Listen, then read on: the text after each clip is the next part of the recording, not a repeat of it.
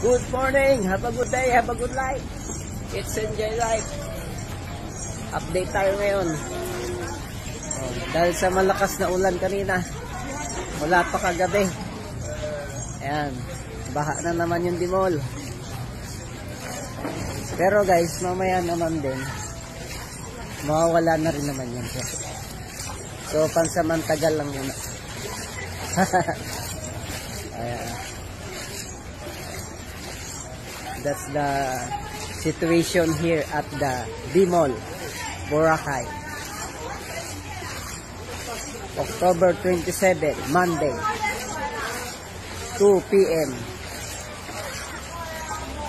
Look. Sobrang lakas kanina ng ulan.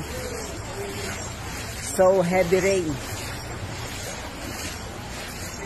That's why it's flood.